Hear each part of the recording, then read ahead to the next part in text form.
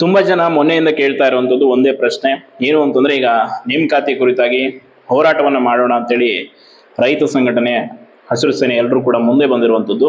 So ಆ ಹೋರಾಟದ ದಿನಾಂಕವನ್ನು ಯಾವಾಗ ನಿಗದಿ ಮಾಡ್ತಾ ಇದ್ದಾರೆ, ಏನೆಲ್ಲ ಆಗ್ತಾ ಇದೆ ಅಂತ ನೋಡಿ. ಈ ಬಗ್ಗೆ ನಿನ್ನೆ ನಮ್ಮ ತಂಡದಿಂದ ಕೆಲವರು ಭೇಟಿಯಾಗಿದ್ದಾರೆ ಈಗ ಶಶಿಕಾಂತ್ ಗುರೂಜಿ ಅವ್ರನ್ನ.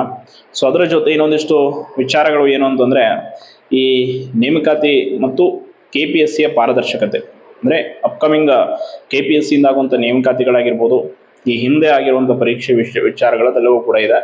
ಸೊ ಅದರ ಜೊತೆ ಈಗ ರಿಕ್ರೂಟ್ಮೆಂಟ್ ಪ್ರೊಸೆಸ್ಸನ್ನು ಸರ್ಕಾರ ವಿಳಂಬ ಮಾಡದೆ ಸ್ಟಾರ್ಟ್ ಮಾಡಬೇಕು. ಎಸ್ಪೆಷಲಿ ಈಗ ಏನೇನು ಕಾರಣಗಳಿದೆ ಅವೆಲ್ಲವನ್ನ ನಿವಾರಿಸಿ ಅಂತೇಳಿ ಹೋರಾಟ, ಅಂದರೆ ಅದು ನಿರ್ದಿಷ್ಟಾವಧಿ ಒಂದು ದಿನಕ್ಕೆ ಸೀಮಿತ. ಈ ಹಿಂದೆ ಆದಂಥ ಹೋರಾಟಗಳ ರೀತಿಯಲ್ಲ, ಅನಿರ್ದಿಷ್ಟಾವಧಿಯಾಗಿ ಹೋರಾಟವನ್ನು ಹಮ್ಮಿಕೊಳ್ಳೋದಕ್ಕೆ ಸಿದ್ಧರಾಗಿದ್ದಾರೆ. ಆ್ಯಂಡ್ ದಿನಾಂಕದ ಬಗ್ಗೆ ಪ್ರಶ್ನೆ ಕೇಳ್ತಾ ಇದ್ರೆ, ನಿಮ್ಗೆ ಗೊತ್ತಿದೆ ಹೋರಾಟದ ವಿಷಯದಲ್ಲಿ ಎಷ್ಟು ಸೂಕ್ಷ್ಮತೆ ಇದೆ ಈಗ, ಎಸ್ಪೆಷಲಿ ಧಾರವಾಡದಲ್ಲಿ ಅಂತ ಗೊತ್ತಿದೆ. ಯಾಕೆ ಅಂತಂದ್ರೆ ಈ ಹಿಂದಿನ ಹೋರಾಟಗಳಿಂದ ಯಾವ್ಯಾವ ರೀತಿಯಲ್ಲಿ ಏನೇನಾಗಿದೆ ಅನ್ನೋದು ನಿಮ್ಗೆ ಗೊತ್ತಿದೆ. ಸೊ ಅದಕ್ಕೆ ಪೊಲೀಸ್ ಇಲಾಖೆ ಕೂಡ ಸಹಕರಿಸುತ್ತಾ ಇಲ್ವಾ ಅನ್ನುವಂಥದ್ದಿಲ್ಲ.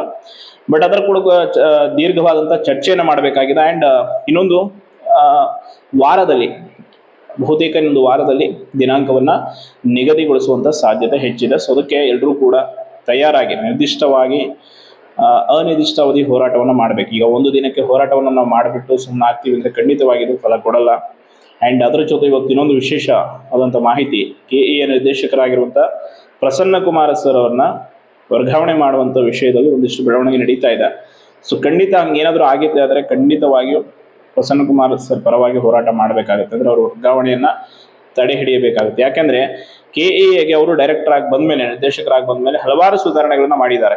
ಎಸ್ಪೆಷಲಿ ಈಗ ಪರೀಕ್ಷಾ ಕ್ರಮಗಳಲ್ಲಿ OMR ಶೀಟನ್ನು ವೆಬ್ಸೈಟ್ಗೆ ಅಪ್ಲೋಡ್ ಮಾಡೋದಾಗಿರ್ಬೋದು, ಎಲ್ಲವೂ ಬೇರೆ ಬೇರೆ ಹಲವಾರು ಸುಧಾರಣೆಗಳಾಗಿವೆ.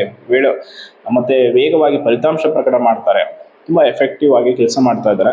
ಸೊ ದಯವಿಟ್ಟು ಅಂಥವರನ್ನು ಆ ಒಂದು KEA ಬೋರ್ಡಿಂದ ಕಳಿಸಬಾರ್ದು ಅನ್ನುವಂಥದ್ದು ನಮ್ಮ ಒಂದು ಬೇಡಿಕೆ. ಸೊ ಅದರ ಜೊತೆ ನಿನ್ನೆ ನಾನು ವಿಡಿಯೋದಲ್ಲಿ ತಿಳಿಸಿದ್ದೆ ನೋಡಿ, ವಿಡಿಯೋಗಳನ್ನ ಯಾವುದೇ ಆಗಿರಲಿ ಸಂಪೂರ್ಣವಾಗಿ ನೋಡಿ. ಅದರಲ್ಲಿ ನಾನು ಹೇಳಿದ್ದಂಥದ್ದು, ಈಗ ಏನೀಗ 30+ ಆಗಿದ್ದೀರ, ಕೆಲವರು ಒಂದಿಷ್ಟು ಕಷ್ಟಗಳಿದೆ, ರೆಸ್ಪಾನ್ಸಿಬಿಲಿಟೀಸ್ ಇದೆ, ಅಂಥವ್ರು ನೀವು ಕೆಲಸ ಮಾಡ್ತಾ ಏನಾದರೂ ಓದ್ಕೊಳ್ಳಿ. ಇಲ್ಲ ನಮ್ಗೆ ಇನ್ನೂ ಏಜ್ ಇದೆ, ಈಗಷ್ಟೇ ಕಾಂಪಿಟೇಟಿವ್ ಫೀಲ್ಡಿಗೆ ಬಂದಿದ್ದೀವಿ ಅಂದರೆ ಓದಿ ಚೆನ್ನಾಗಿ. ಅದರ ಜೊತೆ ಹೋರಾಟದ ವಿಷಯದಲ್ಲೂ ಕೂಡ ಅಷ್ಟೇ ಕರೆಕ್ಟಾಗಿ ಒಳ್ಳೆ ವಿಷಯಗಳನ್ನು ಇಟ್ಕೊಂಡು ಅದನ್ನು ಸರಿಯಾದ ರೀತಿಯಲ್ಲಿ ಇಂಪ್ಲಿಮೆಂಟ್ ಮಾಡಿ ಹೋರಾಟ ಮಾಡಿ ಗೆಲುವನ್ನು ಪಡ್ಕೊಳ್ಳುವಂಥದ್ದು ನಮ್ಮ ಕರ್ತವ್ಯ. ಈಗಾಗಲೇ ತುಂಬ ಪ್ರಯತ್ನಗಳು ಕೂಡ ನಡೀತಾ ಇದೆ. ಸೊ ಖಂಡಿತವಾಗಿ ಹೋರಾಟ ಆಗುತ್ತೆ, ಡೋಂಟ್ ವರಿ. ಆ್ಯಂಡ್ ಈ ಬಾರಿ ಅಂತೂ ಹೇಳ್ತೀನಲ್ಲ, ಅದು ಬೇರೆ ರೀತಿಯಾಗಿ ಇರಬೇಕು, ಒಳ್ಳೆಯ ವಿಷಯಗಳನ್ನು ಮುಟ್ಟಿಸ್ಬೇಕು. ಆ್ಯಂಡ್ ಸರ್ಕಾರಕ್ಕೆ ಎಲ್ಲದಕ್ಕಿಂತ ಹೆಚ್ಚಾಗಿ ನಮ್ಮ ಬೇಡಿಕೆ ನೇಮಕಾತಿಯನ್ನು ಶುರು ಮಾಡಬೇಕನ್ನೋದು ಅದು ಆಗುತ್ತೆ. ಸೊ ಅದರ ಜೊತೆ ಇನ್ನು ಮುಂದೆ ನಾವು ಕೂಡ ಬಹಳಷ್ಟು ತುಂಬ ಜನ ಈ ಹಿಂದೆಯಿಂದ ಬೇಡಿಕೆ ಇದೆ ಏನು ಅಂತಂದರೆ, ನೀವು ಕೂಡ ಫೀಲ್ಡ್ಗಿಳಿದು ಹೋರಾಟಗಳು ಮಾಡಿ, ವರ್ಕ್ ಮಾಡಿ ಅಂತ. ಆಯ್ತು, ಇನ್ಮೇಲೆ ಖಂಡಿತವಾಗಿ ಎಲ್ಲ ಕಡೆ ಕೂಡ ಹೋರಾಟವನ್ನು ಆಗಿರ್ಬೋದು, ಅಥವಾ ಎಲ್ಲ ವಿದ್ಯಾರ್ಥಿಗಳನ್ನು ಹೋರಾಟಕ್ಕೆ ಕರೆತರುವ ಕೆಲಸ ಆಗಿರ್ಬೋದು, ಖಂಡಿತವಾಗಿ ಮಾಡ್ತೇನೆ. ಆ್ಯಂಡ್ ನನ್ನ ಒಂದು ಚಾನಲ್ ಕಡೆಯಿಂದ ನಿಮ್ಗೆ ಗೊತ್ತಿದೆ 58,000 ಜನ ಇದ್ದಾರೆ. ಸೊ ಅದರಲ್ಲಿ ಮಿನಿಮಮ್ 10,000 ಜನ ಆದರೂ ಹೋರಾಟಕ್ಕೆ ಬಂದರೆ ಹೇಳ್ತೀನಲ್ಲ, ಅದರ ಯಶಸ್ಸೇ ಬೇರೆ ಇರುತ್ತೆ. ಅದು ಬರೋ ರೀತಿ ಹೆಂಗೆ ಮಾಡಬೇಕು ಅನ್ನೋದು ಕೂಡ ಗೊತ್ತಿದೆ, ಮಾಡ್ತೀವಿ. ಖಂಡಿತವಾಗಿಯೂ ಈ ಹೋರಾಟವನ್ನು ಸಕ್ಸಸ್ ಮಾಡೋಣ. ನಿಮ್ಮೆಲ್ಲರ ಬೇಡಿಕೆ ಒಂದೇ, ಯಾವ ಮನಸ್ತಾಪ ಬೇಡ ಸರ್, ಒಗ್ಗಟ್ಟಾಗಿ ಹೋರಾಟ ಮಾಡೋಣ. ನಾವೆಲ್ಲರೂ ಕೂಡ ನಮ್ಮೆಲ್ಲರ ಗುರಿ ಒಂದೇ, ನೇಮಕಾತಿ ಆರಂಭ ಆಗಲಿ ಅನ್ನುವಂಥದ್ದು ನೀವೆಲ್ಲ ಕೇಳ್ಕೊಂಡ್ರಿ. ಸೊ ಆ ಒಂದು ಬೇಡಿಕೆಗಾಗಿ ನಾನು ಖಂಡಿತವಾಗಿ ನಮ್ಮ ಏನೇ ವಿಷಯಗಳಿಲ್ಲ ಅದನ್ನ ಬದಿಗಿಟ್ಟು ಈ ಹೋರಾಟವನ್ನು ಯಶಸ್ವಿಗೊಳಿಸುವಂಥ ಕೆಲಸವನ್ನು ಮಾಡ್ತೀವಿ. ದಯವಿಟ್ಟು ಯಾರೂ ಕೂಡ ಅನಗತ್ಯ ವಿಷಯಗಳು, ಇನ್ನು ಮುಂದೆ ಚರ್ಚೆ ಅಂಥವೆಲ್ಲ ಬೇಡ. ಸರಿಯಾದ ರೀತಿಯಲ್ಲಿ ನಾವು ನಮ್ಮ ದಾರಿನ ಸಾಗೋಣ, ನಮ್ಮ ಕೆಲಸಗಳೇನಿದೆ ಅದನ್ನು ಮಾಡೋಣ. ಪ್ರಾಮಾಣಿಕವಾಗಿ ನಮ್ಮ ಒಂದು ಪ್ರಯತ್ನ ಇದ್ದರೆ ಖಂಡಿತವಾಗಿ ಫಲ ಸಿಗುತ್ತೆ, ಅದರ ಡೌಟೇ ಇಲ್ಲ. ಆ್ಯಂಡ್ ಅಪ್ಕಮಿಂಗ್ ರೆಕ್ರೂಟ್ಮೆಂಟ್ ಆದರೆ ಏನೇನೆಲ್ಲ ಸುಧಾರಣೆಗಳು ಆಗಬೇಕು ಅನ್ನೋಂಥದ್ದು ಒಂದು ಬೇಡಿಕೆ ಇದೆ. ಸೊ ಆ ಬೇಡಿಕೆಯನ್ನು ಕೂಡ ನಾವು ಹೋರಾಟದಲ್ಲಿ ಪ್ರಮುಖವಾಗಿ ಪ್ರಸ್ತಾಪ ಮಾಡಬೇಕು. ಎಸ್ಪೆಷಲಿ KPSC ಇದು ಬಗೆಹರಿಯದ ಕತೆ. ಯಾರು ಏನೇ ಬಂದರೂ ಕೂಡ ನಾವು ಹಿಂಗೆ ಇರ್ತೀವಿ ಅನ್ನೋಂಥವರಿಗೆ ಪಾಠ ಕಲಿಸೇಬೇಕು. ಇಲ್ಲ ಅಂತಂದರೆ ಅವರು ಬದಲಾಗಲ್ಲ. ಆ್ಯಂಡ್ ಕೆಲವೊಂದಿಷ್ಟು ಹೇಳಿದ್ರಲ್ಲ ನೀವು, ಈ ಹಿಂದಿನ ಪರೀಕ್ಷೆಯ ಅಕ್ರಮದ ಎಲ್ಲವನ್ನ ಕೂಡ ಎಕ್ಸ್ಪೋಸ್ ಮಾಡುವಂಥದ್ದು ಆಗಬೇಕು, ಹೋರಾಟದಲ್ಲಿ ಆಗುತ್ತೆ.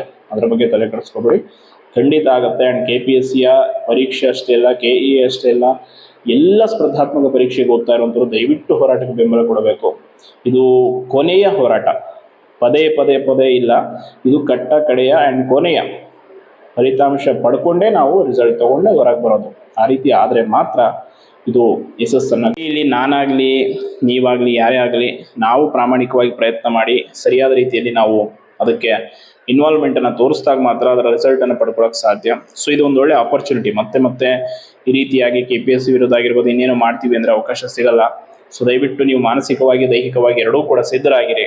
ಯಾವಾಗ ಡೇಟ್ ಅನೌನ್ಸ್ ಆಗುತ್ತೋ ಸೊ ಕೂಡಲೇ ನಿಮ್ಮ ಒಂದು ಏನು ಹೋರಾಟದಲ್ಲಿ ನಿಮ್ಮ ಒಂದು ಸಕ್ರಿಯವಾಗಿ ನೀವು ತೊಡಗಿಸ್ಕೊಳ್ಬೇಕು. ಆ ಕಾರ್ಯವನ್ನು ಮಾಡಿ ನಿಮ್ಮೊಟ್ಟಿಗೆ ನಿಮ್ಮ ಲೈಬ್ರರಿಲಿ ಓದುವಂಥ ಸ್ನೇಹಿತರು, ನಿಮ್ಮ ಊರಲ್ಲಿರುವಂಥವ್ರು ಪ್ರತಿಯೊಬ್ಬರು ಬರಬೇಕು. ಈ ಸಲ ನೋಡಿ, ಒಂದು ನೋಟಿಫಿಕೇಶನ್ ಆದರೆ 7ರಿಂದ 8 ಲಕ್ಷ ಜನ ಅಪ್ಲಿಕೇಶನ್ ಹಾಕ್ತೀರಾ.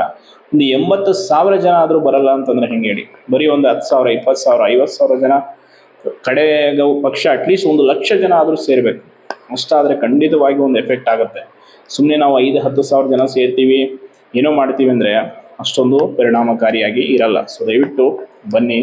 ಆ್ಯಂಡ್ ನಿಮ್ಮೆಲ್ಲರ ಉದ್ದೇಶ ಒಂದಿದೆ, ಆ ಉದ್ದೇಶ ಆ ಗುರಿಯನ್ನು ಈಡೇರಿಸ್ಕೊಳ್ಳೋಣ. ಆ್ಯಂಡ್ ಅದರ ಜೊತೆ ನಿಮ್ಮ ಸಲಹೆ ಸೂಚನೆಗಳೆಲ್ಲವೂ ಕೂಡ ಖಂಡಿತವಾಗಿ ಪಡಿತೀವಿ. ಅದಿಲ್ಲದೆ ಮುಂದೆ ಸಾಗಲ್ಲ. ಅದು ಖಂಡಿತವಾಗಿ ನಮ್ಗೆ ಉಪಯೋಗ ಆಗುತ್ತೆ. ಆ್ಯಂಡ್ ನೆಕ್ಸ್ಟ್ ನಿಮ್ಮ ಒಂದು ಕ್ವಶನ್ಸ್ ಏನೇ ಇದ್ದರು, ನಿಮ್ಮ ಪ್ರಶ್ನೆಗಳು, ನಿಮ್ಮ ವೈಯಕ್ತಿಕವಾಗಿ ಡೌಟ್ಸ್ ಏನೇ ಇದ್ದರೂ ಆಲ್ವೇಸ್ ಕಮೆಂಟ್ ಬಾಕ್ಸ್ ಓಪನ್ ಇರುತ್ತೆ. ಕಮೆಂಟಲ್ಲಿ ಕೇಳಿ. ನನ್ನ ಚಾನಲ್ ಬಯೋದಲ್ಲಿ ನನ್ನ ಕಾಂಟ್ಯಾಕ್ಟ್ ವಾಟ್ಸಪ್ ನಂಬರ್ ಇದೆ. ಸೊ ದಯವಿಟ್ಟು ಕಾಂಟ್ಯಾಕ್ಟ್ ಮಾಡಿ. ಏನೇ ಇದ್ದರೂ ಕೂಡ ಉತ್ತರಿಸ್ತೀನಿ. ಯಾವುದೇ ಡೌಟ್ಸ್ ಇದ್ದರೂ ಕೂಡ ಕ್ಲಿಯರ್ ಮಾಡ್ತೀನಿ. ಯಾವುದಕ್ಕೂ ಮುಚ್ಚುಮರೆ ಇಲ್ಲ. ಸಂಪೂರ್ಣವಾಗಿ ನಾನು ನಿಮಗಾಗಿ ನಿಮ್ಮ ಒಂದು ಒಳ್ಳೆಯ ಬೇಡಿಕೆಗಳೇನಿದೆ, ಸೊ ಒಳ್ಳೆಯ ವಿಚಾರಗಳಿಂದ ಅದಕ್ಕೆ ಸದಾ ಸ್ಪಂದಿಸ್ತೀನಿ ಹೊರತು ಯಾವುದೂ ಮುಚ್ಚುಮರೆ ಏನೂ ಇಲ್ಲ. ಆ್ಯಂಡ್ ನಿಮ್ಮ ಪ್ರಶ್ನೆಗಳು ಆಲ್ವೇಸ್ ಏನೇ ಇದ್ದರೂ ಕೂಡ ನಾನು ಜೆನ್ಯೂನ್ ಆಗಿ ಅದಕ್ಕೆ ಉತ್ತರಿಸುವಂಥ ಕೆಲಸ ಮಾಡ್ತೀನಿ. ಸೊ ಇದನ್ನು ಯಶಸ್ವಿ ಮಾಡೋಣ. ಆ್ಯಂಡ್ ನೀವು ಯಾವ ಜಿಲ್ಲೆಯಲ್ಲಿ ಇದ್ದೀರಾ ದಯವಿಟ್ಟು ಈ ವಿಡಿಯೋದಲ್ಲಿ ನನಗೊಂದು ಕಮೆಂಟ್ ಮಾಡಿ. ಖಂಡಿತವಾಗಿ ಅದು ತುಂಬ ಉಪಯೋಗ ಆಗುತ್ತೆ. ಯಾಕೆ ಅಂತ ನಾನು ಹೇಳ್ತೀನಿ ನೆಕ್ಸ್ಟು. ನಿಮ್ಮ ಒಂದು ಜಿಲ್ಲೆ ಎಲ್ಲಿದೆ, ಸೊ ಎಷ್ಟು ಜನ ನೀವು ಹೋರಾಟಕ್ಕೆ ಕರೆ ತರಬಹುದು ಅನ್ನೋದೆಲ್ಲ ಕೂಡ ಕಮೆಂಟ್ ಮಾಡಿ ತಿಳಿಸಿ. ಅದು ಕೂಡ ತುಂಬ ಉಪಯೋಗ ಆಗುತ್ತೆ ಅಂತ ಹೇಳ್ತಾ ಧನ್ಯವಾದ.